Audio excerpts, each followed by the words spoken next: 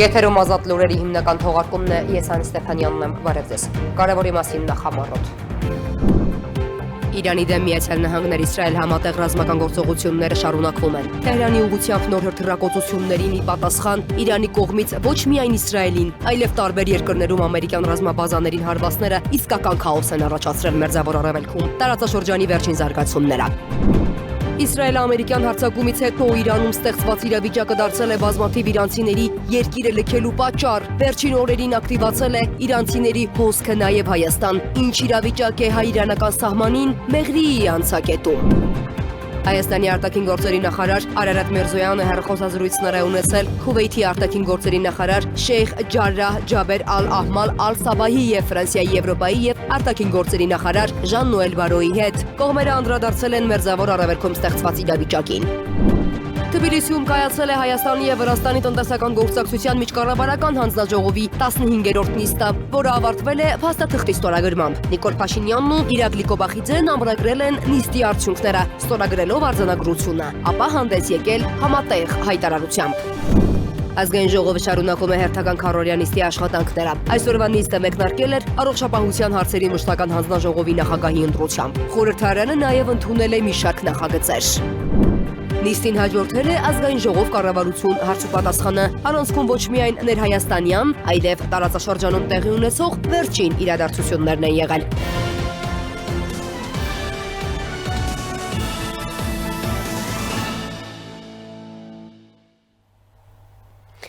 Իրանից արձակված բալիստիկ հրթիռը, որը Իրաքի եւ Սիրիայի օդային տարածքը հատելուց հետո ուղղություն էր վերցրել դեպի Թուրքիայի օդային տարածք, ոչնչացվել է ՆԱՏՕ-ի օդային եւ հրթիռային պաշտպանության համակարգերի կողմից։ Այս մասին հաղորդագրություն է տարածել Թուրքիայի պաշտպանության նախարարությունը, նշելով, որ Անկարան իրավունք ունի պատասխանելու իր դեմ իրականացվող ցանկացած թշնամական գործողության։ Միևնույն ժամանակ գերատեսչությունը կոչ է արել բոլոր կողմերին զերծ մնալ քայլերից, որոնք կարող են սրել հակամարտությունը։ Նշենք, որ ավելի վաղ Թուրքիայի նախագահ Էրդողանը քննադատել էր Իրանի վրա հարձակումը, միաժամանակ դատապարտելով Իրանի կողմից ծոցի երկրների դեմ ուղղված գործողությունները։ Միացյալ Նահանգների բանակը հայտարարել է, որ սպանել է իրանցի պաշտոնյայի, որի ղեկավարած ստորաբաժանումը ըստ մեղադրանքի ներգրաված է եղել նախագահ Դոնալդ Թրամփի դեմ սադրանքի ծրագրում։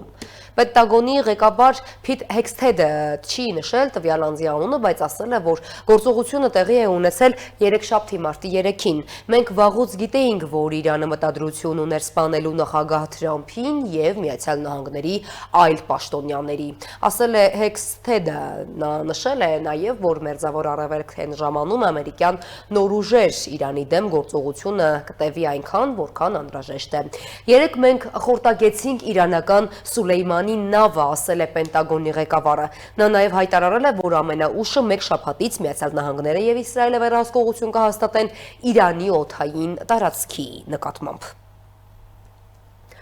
Շրի Լանկայի հարավային ափերի մոտ իրանական ռազմածովային նավ է խորտակվել։ Հաջողվել է փրկել 78 մարդու, որոնք տեղափոխվել են հիվանդանոց։ Հաղորդվում է, որ նրանցից մեկը վնասվածքներից մահացել է։ Շրի Լանկայի ռազմածովային ուժերը տեղեկատվություն են ստացել, որ 180 մարդ տեղափոխվել է Այրիս Դենա նավը գտնվում է աղետի մեջ եւ պետությունը փրկարարական առաքելություն է ուղարկել։ Ռոյթերսի տեղեկություններով իրանական ֆրեգատին հարվածել է Սուզանավը, այլ մանրամասներ չեն հաղորդվել։ Միայն նշվում է, որ անհետ կորած են համարվում անձնակազմի 180 անդամներից 101-ը։ Իրանի դեմ Միացյալ Նահանգներ Իսրայել համատեղ ռազմական գործողությունները շարունակվում են Թեհրանի ուղղությամբ նոր հրթիռակոծությունները ի պատասխան հրթիռակոծություններին ի պատասխան Իրանի կողմից ոչ միայն Իսրայելին, այլև տարբեր երկրներում ամերիկյան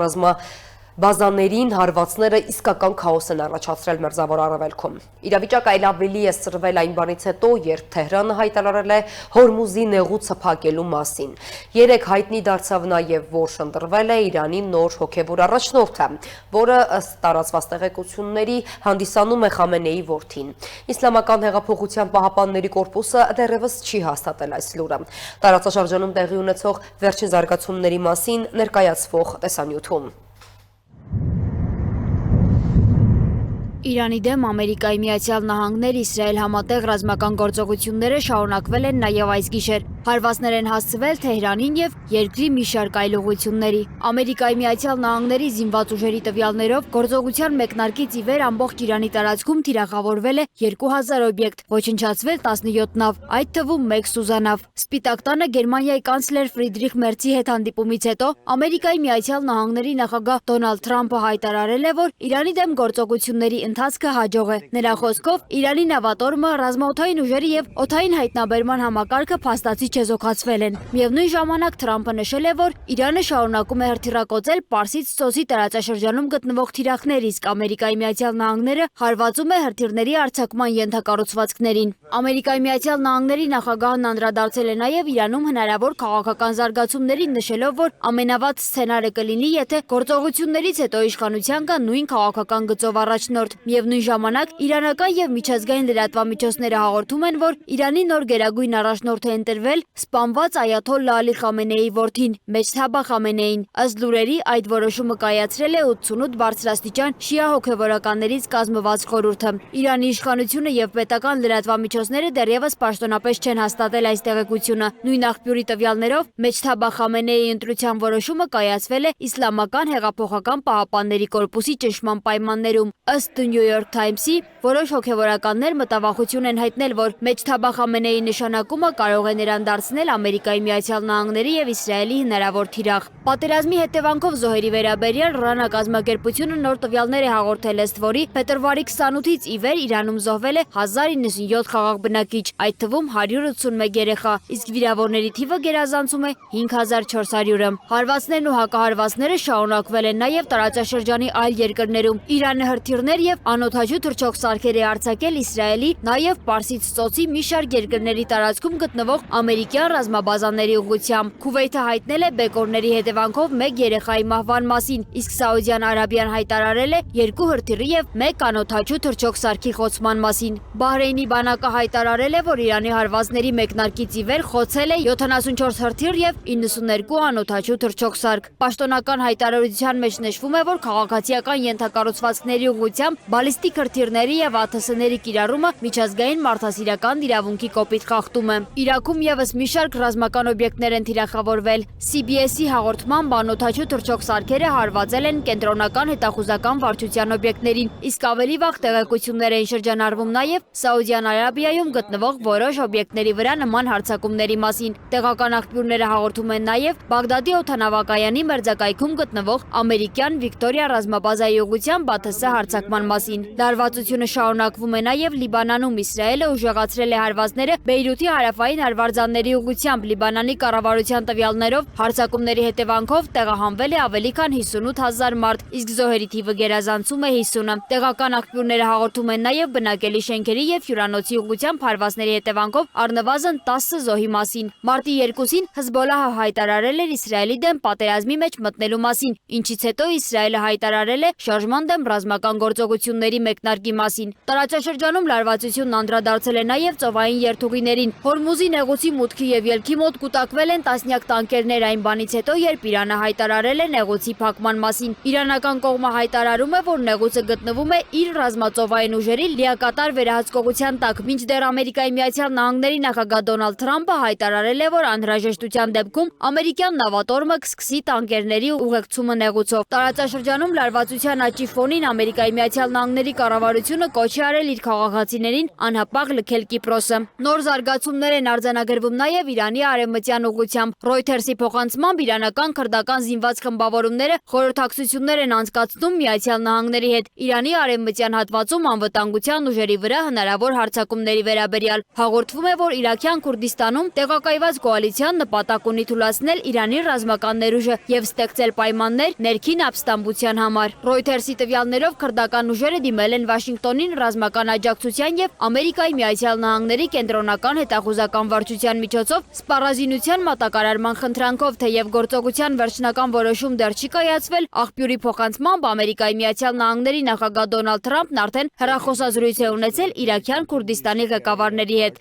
Սպիտակ տունը, Պենտագոնը եւ Ամերիկայի Միացյալ Նահանգների կենտրոնական հետախուզական վարչությունը առայժմ հրաժարվում են պաշտոնական մեկնաբանություններից, սակայն աղբյուրները նշում են, որ Էրբիլում եւ Բաղդադում քննարկումները շարունակվում են ակտիվ փուլում։ Իրանում անվտանգության կառույցները հայտարարել են ձերբակալության ողջունության մասին իսլամական հեղափոխական պահապանների կորպուսի կողմից ձերբակալվել է Ղոդս ուժերի հրամանատար Իսմայիլ Քահանին։ Նրան մեղադրում են Իսրայելի հետախուզական ծառայության Մոսադի օգտին լրտեսություն իրականացնելու մեջ։ Դիվանագիտական շփումները նույնպես շարունակվում են։ Իրանի արտգործնախարար Աբբաս Արաղչին եւ Իրաքի վարչապետի ազգային անվտանգության հարցերով խորհրդական Քասիմ Ալ-Արաջին քննարկել են երկու երկրների գործակցությունն ընդհանուր սահմանների անվտանգությունն ապահովելու նպատակով։ Միաժամանակ Իրանի արտաքին քաղաքական գերատեսչության ներկայացուցիչ Էսմայիլ Բաղային հայտարարել է, որ Եվրամիությունը պետք է դեմ հանդես գա այնպիսի գործողություններին, որոնք հիշեցնում են պատմական նացիստական մտածելակերպը։ Նրա խոսքով Եվրամիության որոշ անդամներ Գերմանիայի կանցլերի ճնշման տակ հայտնվել են պատմության սխալ կողմում, աջակցելով Ամերիկայի Միացյալ Նահանգների եւ Իսրայելի գործողություններին Իրանի դեմ եւ միությունը պետք է հավատարիմ մնա միջազգային իրավունքի եւ արդարադատության սկզբունքներին։ Ռուսաստանի արտգործնախարար Սերգեյ Լավրովն էլ հայտարարել է, որ Մոսկվան որևէ ապացույց չի տեսել, թե Իրանը միջուկային զենք է մշակում։ Նրա խոսքով Իրանի դեմ պատերազմը կարող է հակառակ ազդեցություն ունենալ եւ խթանել միջուկային զինման ձգտումները տարածաշրջանում։ Կանադայի վարչապետ Մարկ Քարնին էլ հայտարարել է, որ հակամարտությունը միջազգային անվտանգության համակարգի ձախողման ևս մեկ օրինակ է։ Սոնա Գիշյան, Free News, Ազատ լուրեր։ Իրանի կողմից աջակցվող Հեզբոլլահի հետ լայնածավալ հակամարտության ֆոնին Իսրայելի զինված ուժերը Լիբանանի հարավային հատվածից տարհանման հրահանգ են տվել բնակիչներին, հորդորելով տեղափոխվել Լիտանի գետի հյուսիս։ Հազարավոր լիբանանցիներ արդեն լքել են իրենց տները։ Իսրայելի պաշտպանության նախարարը Կացը երեկ էր հայտարարել, որ բանակին թույլ է տվել առաջ շարժվել եւ վերահսկել Լիբանանի հավելյալ դիրքերը։ Վերջին տեղեկությունների համաձայն իսրայելական բանակը մոտ 10 դիրք է գրավել։ Նշենք, որ Իսրայելը այս գործողությունները սկսեց այն բանից հետո, երբ ի պատասխան Իրանի գերագույն հոգևոր առաջնորդ Խամենեի սպանության լիբանանյան Հեզբոլլահը շարժման զինված կազմավորումները հրթիռային հարված հասցրեցին Իսրայելին։ Իսրայելա-ամերիկյան հարձակումից հետո Իրանում ստեղծված իրավիճակը դարձել է բազմաթիվ իրանցիների երկիրը լքելու պատճառ։ Վերջին օրերին ակտիվացել է իրանցիների հոսքը նաև Հայաստան։ Ինչ իրավիճակ է հայ-իրանական սահմանին Մեղրիի անցակետում, ինչ են պատմում Հայաստան ժամանած Իրանի քաղաքացիներ, այս մասին Սյունիք հեռուստաընկերության մեր գործընկերների տրամադրած տեսանյութում։ Մարտի 3-ի առավոտից Հայաստան-Իրան սահմանը բաց էր, բայց Մեղրիի մաքսային անցակետում անցուդարձ գրեթե չկար։ Բեռնատարների վարորդներ էին, երրորդ երկրի քաղաքացիներ, կային նաև իրանցիներ, որոնք Հայաստան էին եկել տարբեր պատճառներով։ Ես ինքս Թեհրանից եմ։ Գիշերները ժամը 3-ից ռմբակոծում էին մինչև առավոտ։ Կեսօրից հետո նորից էին սկսում շատ ուժեղ ռմբակոծել։ Արդեն 4-րդ օրն է։ Հիվանդանոցներն ու խանութներն աշխատում են, ուրիշ ոչինչ չի աշխատում։ Մարդիկ եթե քաղաքից դուրս տուն ունեն, գնում են այնտեղ։ Փողոցները դատարկ են։ Թրիչքները փակվեցին։ Այստեղ եկել եմ տաքսիով, պիտի Վրաստան գնամ, ես թուրք եմ, $200 եմ տվել տաքսիին, որ Թեհրանից Հայաստանի սահման հասնեմ, գնում եմ Վրաստան և ոչ մի անգամ չեմ վերադառնա, ոչ Իրան, ոչ Հայաստան։ Կեսօրից հետո կարելի էր տեսնել նաև հայերի, որոնք անցնում էին իրանական կողմ գնումների։ Նրանց խոսքով առավոտյան չեն եկել, որովհետև հստակ տեղեկություն սահմանի մասին չեն ունեցել։ Մենք գիտեինք, որ վավշետը փակեր, չէր աշխատում, բայց իմացանք հետո աշխատում է։ Սահմանափակությունը չկա, նույնն է, ոնց ինչ ուզում ես, էլի բերում ես։ Հիմնականում մի քիչ սննդի հարցն է խնդիրը, սնունդը չթույլատրվում։ Իսկ մարդիկ ոնց էին, վախեցած էին։ Չէ, սա նույն ձևի ամեն օր ոնց որ միշտ մենք անց է գնացել ենք նույն ձևի։ Սա նույն ձևի առևտուրը անում են մարդիկ եկա։ Դեն գնաց զանգացնա պետցաներ, որ նոր գնաց, ասма բաց է ուշում։ Ասա պետցա, առած ասել այդ եկաշ։ Հանդիպեցինք իրանցիների, որոնք Արաքսի մյուս ափին գտնվող բնակավայրից Նորդուզից են, ագարակ գալիս են աշխատելու։ Նրանք վստահեցնում էին ընտանիքներն ապահովեն։ Չէ, հələ նորմալ է, ոչ երկու տեղի խփեմ, ալլա նորմալ է, խնդիրներ չկա։ Ընտանիքս նորմալ է, ապահով են։ Մենք գյուղում ենք ապրում, ամեն ինչ նորմալ է, խանութներում ամեն ինչ կա։ Դե պատերազմ է, բոլորս էլ անհանգստանում ենք։ Հարևան Իրանում տեղի ունեցող իրադարձություններով պայմանավորված Հայաստանի հարավային դարպաս հանդիսացող Սյունիքի Մեղրիի սահմանային անցակետում որևէ կուտակում արտառոց իրավիճակ չկա։ Այս մասին հայտնել է Ազգային ժողովի ԿՊԽ Սյունեցի պատգամավոր Դավիթ Դանիելյանը։ Նա նշել է, որ սահմանային անցակետը շարունակում է բնականon աշխատել։ Պատգամավորը նկատել է, որ 2025 թվականին Իրано-իսրայելական 12 օրյա հակամարտության ընթացքում հոսքը դեպի Հայաստան շատ ավելի է մեծացել։ Սյունիքում որևէ արտառոց իրավիճակ չկա, այդ թվում մաքսակետում Մեղրու, նույն բնականում պրոցեսներն են ընթանում, գուցե շատ չնչին տարբերություն կա հոսքի դեպի Հայաստան, բայց շատ չնչին դա աննշան է եւ որևէ արտառոց բան չկա, ես մաքսակետի պատասխանատուների հետ կապի մեջ եմ, բնականon աշխատում են։ Երբեմն կարող է ծրագրային խնդիր լինի մյուս կողմից, 1-2 ժամ դադարի շարժը անցակետում, բայց որևէ այլ խնդիր չկա։ Կարծում եմ այս փուլում անհանգստանալու որևէ հարց չունենք։ Հայաստանի արտաքին գործերի նախարար Արարատ Միրզոյանը հեռախոսազրույց է ունեցել Քուվեյթի արտաքին գործերի նախարար Շեյխ Ջարրա Ջաբեր Ալ-Ահմադ Ալ-Սաբահի հետ անդրադառնալով Մերձավոր Արևելքում զարգացումներին, նախարար Միրզոյանը մտահոգություն է հայտնել քաղաքացիական օբյեկտներին հարվածների քաղաքացիական անձանց շրջանում զոհերի առնչությամբ։ Այս համատեքստում ընդգծվել է ստեղծված իրավիճակի շուտափույթ խաղաղ հանգուցալուծման ու այդ ուղղությամբ ջանքերի կարևորությունը։ Արարատ Միրզոյանը հեռախոսազրույց է ունեցել Ֆրանսիայի, Եվրոպայի և արտաքին գործերի նախարար Ժան-Նոել Բարոյի հետ։ Կողմերը անդրադարձ են կատարել Մերձավոր Արևելքում ստեղծված իրավիճակին, քննարկելով նաև տարածաշրջանում գտնվող քաղաքացիներին աջակցելու ուղղությամբ իրականացվող քայլերը։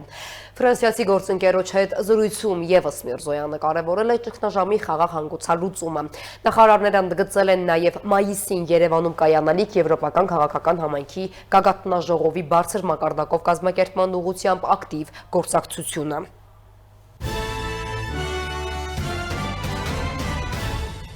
Շարունակում ենք թողարկումը Թբիլիսիում կայացել է Հայաստանի և Վրաստանի տնտեսական գործակցության միջկառավարական հանձնաժողովի 15-րդ նիստը, որը ավարտվել է փաստաթղթի ստորագրմամբ։ Նիկոլ Փաշինյանն ու Իրակլի Կոբախիձեն ամրագրել են նիստի արդյունքները ստորագրելով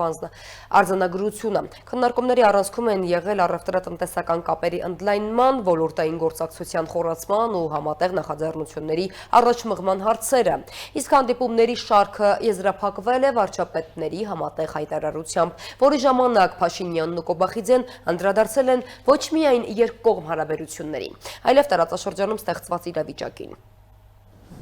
Վրաստանում տեղի ունեցել Հայաստանի և Վրաստանի միջև տնտեսական գործակցության միջկառավարական հանձնաժողովի 15-րդ նիստը։ Քննարկումների առանցքում եղել է երկկողմ առևտրատնտեսական կապերի հետևողական զարգացումն ու ընդլայնումը, տարբեր ոլորտներում գործակցության խորացումը, նաև փոխադարձ հետաքրքրություն ներկայացնող նախաձեռնությունների առաջմղումը։ Նիստի ավարտին Հայաստանի վարչապետ Նիկոլ Փաշինյանը և Վրաստանի վարչապետ Իրակլի Կոբախիձեն ստորագրել են նիստի արձանագրությունը։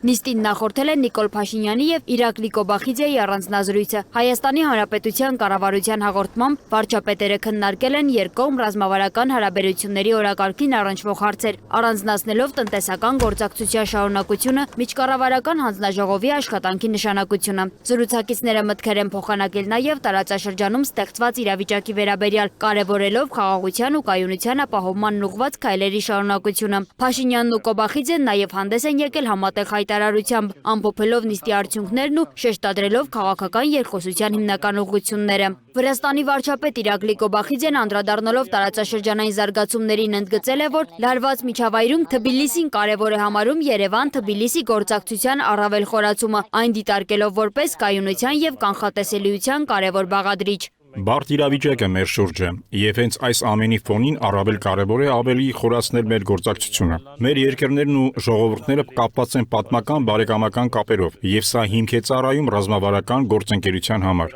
Կոբախիձեն կարևորել է նաև հայկական կողմի աջակցությունը Վրաստանի ազգային շահերին, շնորհակալություն հայտնելով տարածքային ամբողջականության և ինքնիշխանության հարցում Հայաստանի դիրքորոշման համար, այդ թվում միջազգային հարթակներում։ Կրկին առիթն օգտագործելով ցանկանում եմ շնորհակալություն հայտնել Հայաստանին, Վրաստանի տարածքային ամբողջականությանն ու ինքնիշխանությանը աջակցելու, նաև ՄԱԿ-ի գլխավոր ասամբլեայում մեզ աջակցող նախաձեռնությանը սատարելու համար։ Վրաստանի վարչապետի խոսքով հարաբերություններն այսօր բարձր մակարդակի վրա են, սակայն կա նաև լրացուցիչներ ուժ, որը կարելի է վերածել գործնական արդյունքի հատկապես առևտրատնտեսական եւ զբոսաշրջության ոլորտում։ Հայաստանը Վրաստանի արտաքին առևտրի գործընկերների առաջին տասնյակում է։ Զբոսաշրջության առումով Հայաստանը մեր համար կարևոր ուղղություններից է եւ մենք պետք է ել ավելի խորացնենք այս գործակցությունը։ Իր հերթին Նիկոլ Փաշինյանը շեշտել է, որ Վրաստանի դերակատարությունը կարևոր է ոչ միայն երկկողմ օրակարգում, այլև տարածաշրջանային գործընթացներում, հատկապես խաղաղության ուղղությամբ ընթացող քայլերի տեսանկյունից։ Փաշինյանը նշել է, որ տնտեսական փոխկապակցվածության խորացումը դիտարկվում է որպես կայունության գործոն եւ այդ իմաստով առանձնահատուկ է գնահատվում Վրաստանի աջակցությամբ ձևավորվող գործակցության գործնական բաղադրիչը։ Ես ուզում եմ եւս մեկ անգամ վարչապետ Կոբախիձեին շնորհակալություն հայտնել այս ողջ ընթացքում Հայաստանի եւ Ադրբեջանի միջև ընթացող խաղաղության գործընթացին իր ցուցաբերած անձնական աջակցության համար, նաեւ Վրաստանի պետությանը եւ ժողովրդին մշտական աջակցության համար եւ այդ աջակցությունը շարունակվում է, մենք տեսնում ենք եւ դուք գիտեք, որ այսօր էլ Հայաստանի եւ Ադրբեջանի միջև տնտեսական կապեր են հաստատվում Վրաստանի աջակցությամբ եւ օգնությամբ եւ սա շատ բարձր գնահատանքի է արժանի եւ արժանանում մեր կողմից։ Փաշինյանը նաև անդրադարձել է զբոսաշրջությանն, ընդգծելով, որ հայաստանցի այցելուների համար Վրաստանը տարիներ շարունակ եղել է եւ մնում է ամենապահանջված ուղղություններից մեկը։ Ոչ մի գաղտնիք չկա, որ Հայաստանի զբոսաշրջիկների համար Վրաստանը եղել է, կա եւ շարունակում է մնալ ամենասիրված ուղղություններից մեկը եւ մենք ուրախ ենք տեսնել, որ Հայաստանից այցելությունները Վրաստան աճում են, միևնույն ժամանակ ուրախ ենք տեսնել, որ Վրաստանից Հայաստան այցելությունները աճում են եւ սա շատ կարեւոր է նաեւ մեր կարևոր արտահայտություն է նաեւ մեր քաղաքական ակտիվ համագործակցության։ Մենք համագործակցում ենք մշակույթի ոլորտում, սպորտի ոլորտում, տնտեսության ոլորտում, կրթության ոլորտում, գիտության ոլորտում եւ մեր նախարարները այսօր հնարավորություն ունեցան կիսելու նաեւ նախորդող շրջանի փորձառությունը։ Հայաստանի Հանրապետության վարչապետը կարևորել է նաև այն մոտեցումն, ըստ որի տարածաշրջանում երկարատև խաղաղությունն ու կայունությունը պետք է կառուցվեն պետությունների ինքնիշխանության եւ տարածքային ամբողջականության հիմքի վրա, դա գնահատելով որպես ընդհանուր տեսլականի առանցք։ Մենք շատ կարևոր ենք համարում Վրաստանի տարածքային ամբողջականության, ինքնիշխանության, քաղաքական անկախության հիման վրա տարածաշրջանում երկարատև կայունության եւ խաղաղության հաստատումը Հայաստանը եւ Ադրբեջանը հենց այս հենքի վրա են կառուցել խաղաղությունը եւ կառուցում խաղաղությունը եւ կարծում եմ, որ սա իսկապես մեր տարածաշրջանային համար պատմական հնարավորություն է։ Կողմերը հայտարարել են, որ առաջիկայում շարունակելու են աշխատանքը միջկառավարական հանձնաժողովի 15-րդ նիստի շրջանակում ձեռք բերված պայմանավորվածությունները կյանքի կոչելու ուղղությամբ, պահպանելով ակտիվ քաղաքական շփումները եւ կենտրոնանալով տնտեսական գործակցության ընդլայնման վրա։ Սոնա Գիշյան, Free News, Ազատ լուրեր։ Նշենք, որ վարչապետ Նիկոլ Փաշինյանի երկօրյա այցը Վրաստան արդեն ավարտվել է, եւ նա վերադարձել է Հայաստան, մասնակցել ազգային ժողով կառավարություն հարցու պատասխանին։ Կառավարության անդամներին ուղղված հարցերը առնչվում էին ոչ միայն ներհայաստանյան անցուդարձին, այլև տարածաշրջանում տեղի ունեցող վերջին իրադարձություններին։ Հայաստան-Վրաստան սահմանային անցակետում վրացական կողմը արհեստական խոչընդոտներ է ստեղծում արտահանում իրականացնող հայ բեռնափոխադրողների համար, նրանց առանց հիմնավորման թույլ չտալով հատել սահմանը։ Հայտարարում է Հայաստան խմբակցության падգամավոր Գառնիկ Դանիելյանը։ Հավելում եւ միայն կաշառքի դիմաց է, որ վրացի մաքսավորները բաց են թողնում անցակետում շաբաթներ ու անգամ ամիսներ շարունակ սպասող հայկական բեռնատարները։ Պարոն Դանիելյան, ոչ մի անակնկալ չկա, որ դուք ոչ թե հարց եք տալիս, այլ սադրանքով եք զբաղված։ Եթե դուք ունեք կոնկրետ տեղեկատվություն, ես ուզում եմ իմանալ, թե երբ եւ որ իրավապահ մարմնին եք դիմել, Այսինքն ձեր սադրանքներով ես կարծում եմ, որ դուք ուզում եք խնդիրներ ստեղծեք, որ հետո գաք ել այդ խնդիրների մասին խոսեք։ Այսուհանդերձ վարչապետը շեշտեց. մարտի 3-ին եւ 4-ին աշխատանքային այցով Թբիլիսիում գտնվելու ժամանակ վրացի գործընկերների հետ քննարկվել են երկկողմորակարգի բոլոր հարցերը։ Թե տնտեսական, թե քաղաքական, թե տրանսպորտային եւ թե մնացած բոլոր եւ եկել ենք կոնկրետ եզրակացությունների, պայմանավորվածությունների, աշխատանքի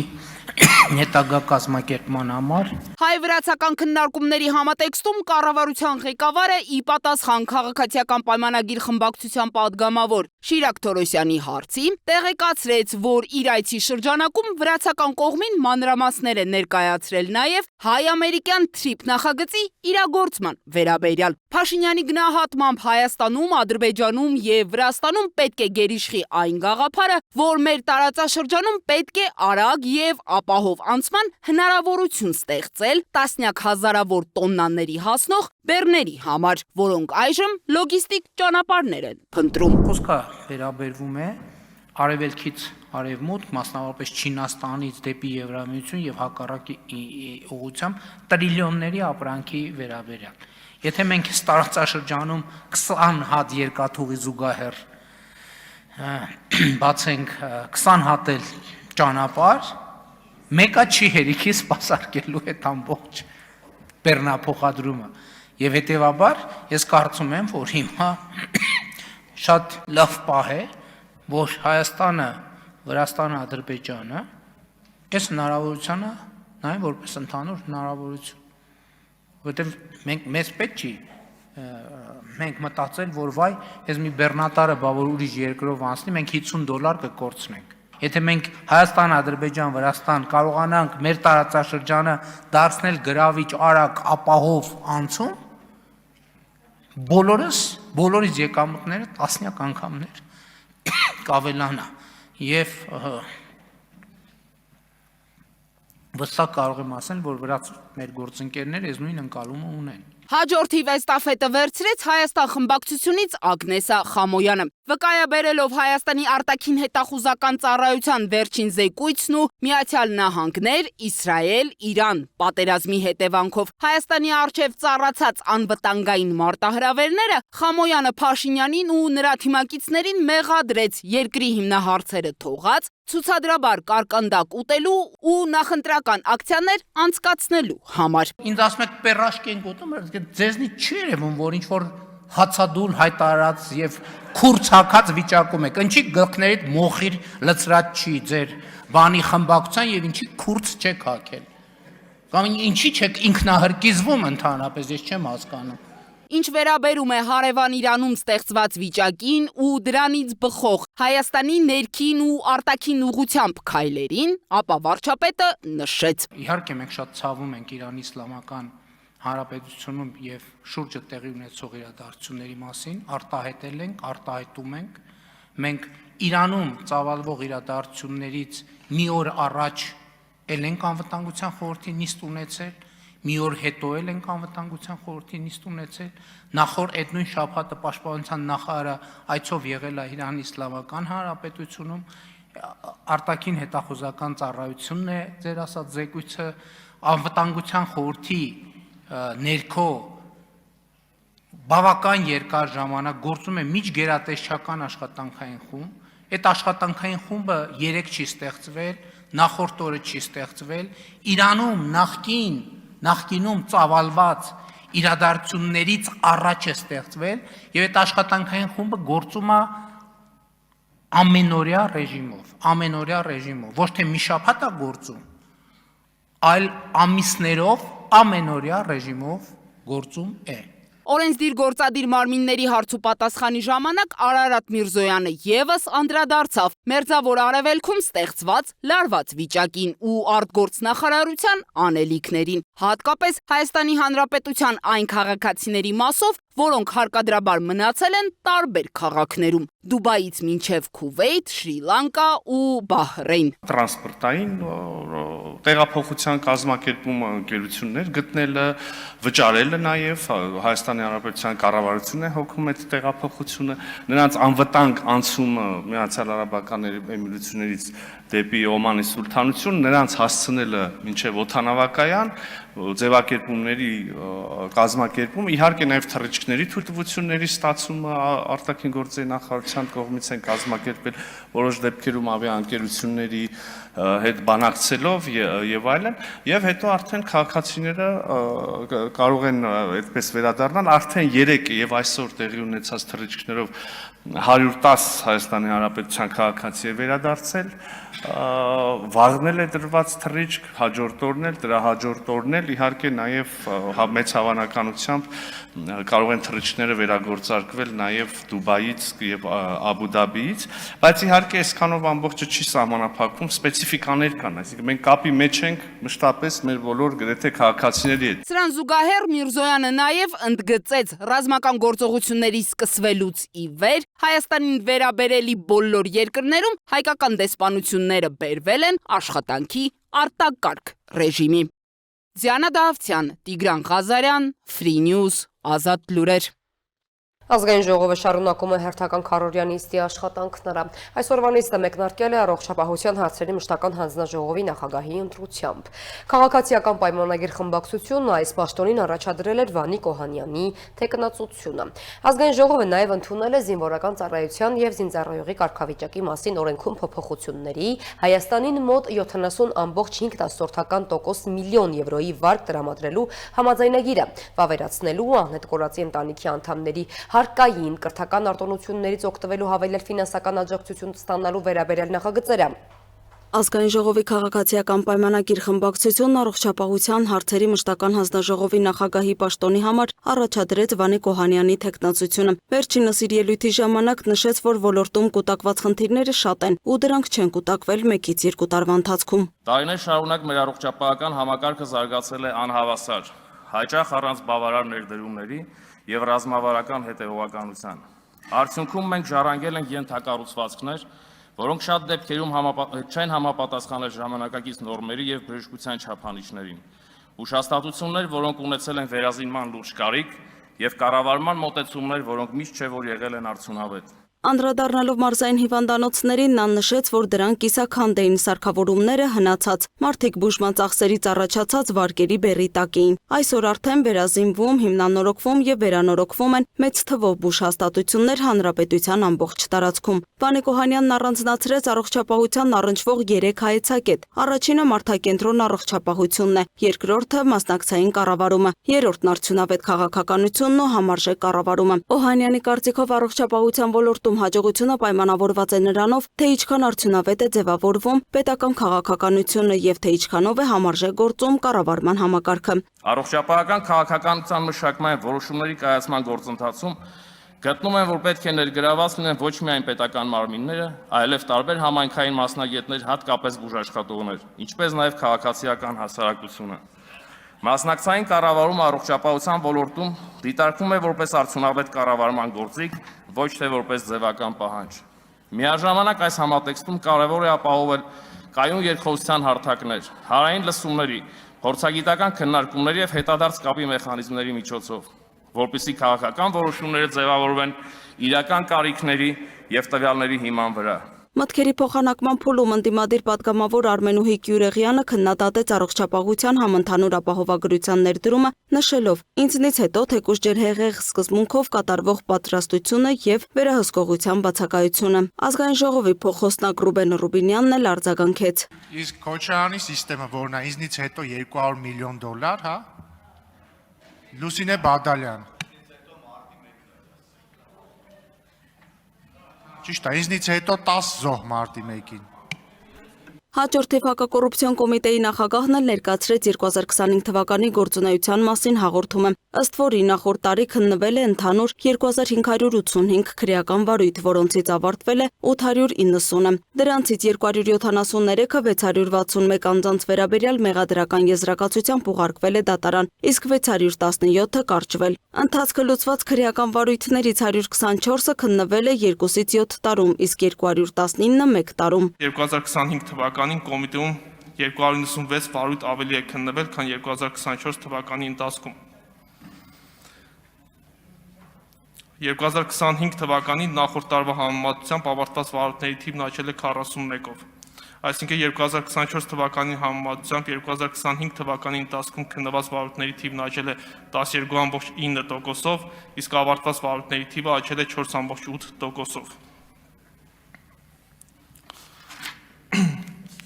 2025 թվականի ընթացքում մեղադրական եզրակացությամբ դատարան ուղարկված քրեական վարույթներով դատի է տրվել ընդհանուր 298 հանրային ծառայող, այդ թվում նաև նախկին պաշտոնատար անձինք։ Չեք կարծում, որ ավելի շատ աշխատանք պիտի կատարվի միջև քրեական գործերի հարուցումը, հաշվի առնելով, որ ընթացքում նաև արդարացման հիմքերով, այսինքն հանցակազմի բացակայության հիմքերով բավականին շատ են գործերի կարճումները։ Ներկայում 2021 թվականից հետո կատարված օրենսդրական փոփոխություններով, երբ որ ընդունվեց քրեական դատավարության նոր օրենսգիրքը, ըստ էության քրեական վարույթ նախաձեռնելու բավականին ցածր շեմ նախատեսվեց, այսինքն նյութերի նախապատրաստման փուլը դուրս եկավ գործող կարգավորումներից եւ որոշակի շատ նվազ հիմքերի առկայության դեպքում վարույթ իրականացնող մարմինը ուղղակի պարտավոր է նախաձեռնել քրեական վարույթ, իրականացնել նախաքննություն եւ վերջնական գնահատել նախաքննությամբ ձեռքբերված տվյալները։ Նահապետյանը տեղեկացրեց, որ հակակոռուպցիոն կոմիտեն ակտիվ աշխատում է ընտրական հանցագործությունների հայտնաբերման նախականխման ուղղությամբ։ Ի դեպ, գաղտնի քվեարկության արդյունքներով ՔՊ-ական Վանիկ Օհանյանը ընտրվեց Ազգային ժողովի առողջապահության հարցերի մշտական հանձնաժողովի նախագահ։ Լուսինե Գրիգորյան, Տիգրան Ղազարյան, Free News, Ազատ լուրեր։ Քաղաքացիական պայմանագիր կուսակցությունը կրկին ստանձնելու է իշխանության ղեկը, միջազգային սոցհարցումներով ԿՊ-ն բացարձակ առաջատար է։ Ոչ միայն սոցհարցումները, այլև ժողովրդի հետ շփումներն են դա փաստում։ Հայտարարել է ԿՊ խմբակցության ղեկավար Հայկ Կոնջորյանը։ Լրագրողների հետ զրույցում անդրադառնալով հունիսի 7-ին կայանալիք խորհրդարանական ընտրություններին եւ դրան ընդառաջ ներքաղաքական գործընթացներին։ Ընդդիմության փողոցային պայքարը, որի մասին հայտարարել էին հանրապետական կուսակցության անդամները, ինչպես նախորդ բոլոր դեպքերում այս անգամ եւս ձախողվելու է, քանի որ քաղաքացիները կարողանում են տարբերակել կեղծը իրականությունից։ Հայտարարել է քաղաքացիական պայմանագիր խմբակցության ղեկավար Հայկ Կոնջորյանը, նշելով, որ քաղաքական այդ ուժի նման հայտարարությունը փաստում է, որ արկա վախերի եւ քաղաքական հեղինակությունը որևէ կերպ փրկելու մասին։ Թվում է դա ընտրություններին հանրապետականի չմասնակցելու ձևերից մեկն է, որովհետև նրանք շատ լավ հասկանում են, որ որևէ շանս չունեն ընտրություններում, երևի որ մասնակցեն կարող հազիվ 1% հավաքեն եւ վերջնականապես չխայտարակվելու համար գուցե գնան փողոցային պայքար անեն։ ԿՊ խմբակցության ղեկավարը հակադարձել է նաեւ երկրորդ նախագահ Ռոբերտ Քոչարյանին, որը վերջերս հայտարարել էր, թե ինքն ավելի լավ կառավարիչ եւ առաջնորդ է, քան ներկայիս իշխանությունը։ Կոնջորյանը հիշեցրել է նրա կառավարման տարիներն ու այդ ընթացքում գրանցած արդյունքները։ Ռոբերտ Քոչարյանի կառավարման դեմքը դրանք իր իշխանության տարիներին բազմաթիվ հնչեղ քաղաքական սպանություններն են։ Ռոբերտ Քոչարյանի իշխանությունը պատահական չի, որ շատերի կողմից բնորոշվել է որպես արյունոտ տասնամյակ։ Ռոբերտ Քոչարյանի կառավարման դեմքը դա գույք պարտքի դիմացն է, երբ Հայաստանի Հանրապետության պետական եւ ազգային հարստությունը օտարպետության տրվեց ջրի գնով։ Ռոբերտ Քոչարյանի կառավարման լավ դեմքը դա այն 100 հազարավոր մարդիկ են, ովքեր որ անվերադարձ հեռացան Հայաստանից։ Քոչարյանի կառավարման դեմքը բոլոր այն յուրացումներն են, որ տեղի են ունեցել։ Քոչարյանի կառավարման այլանդակ դեմքի վառապացույցը այսօր դատախազության կողմից դրանից պահանջվող $200 միլիոն թալանն է։ Դաշնակցության անդամ եւ կրթության ոլորտը համակարգող նախկին նախարար Լևոն Մկրտչյանը խորհրդարանական ընդդիմության հավաքական կերպարն է, որից դատախազությունը պահանջում է պետությանը վերադարձնել մեծ քանակությամբ ապօրինի անշարժ գույք եւ դրամական միջոցներ։ Հակատես Կոնջորյանը վերահաստատելով թալանված յուրաքանչյուր լումա անպայման հետ է վերադարձվելու պետությանը։ Նախկին իշխանությունները, ներկա հանդիմությունը, առնվազն դրա մի մասը, օր ու գիշեր խոսում է ազգային արժեքներից, բարոյախրատական ճառեր է կարդում, բայց իր ուսերին ունի ապօրինի ունեցվածքի մի ահռելի բեռ, որից որևէ կերպ չի կարողանա ազատվել։ Ինչ վերաբերում է ԿՊ ներկուսակցական քարոզարշավի շրջանակում մարզեր այցերին, ապա Կոնջորյանի ներկայացմամբ ժողովրդի հետ շփումը ցույց է տվել, որ Հայաստանի Հանրապետության քաղաքացին ներկայում իրեն անվտանգ եւ ապահով է զգում։ Մարդիկ գնահատում եւ տեսնում են գետնի վրա շոշափելի ձևով խաղաղությունը, մարդիկ տեսնում են, որ այլևս իրենք ուրեմն էգզիստենցիալ գոյաբանական սպառնալիքի առջև չեն եւ սկսում են մտածել իրական հարցերի մասին,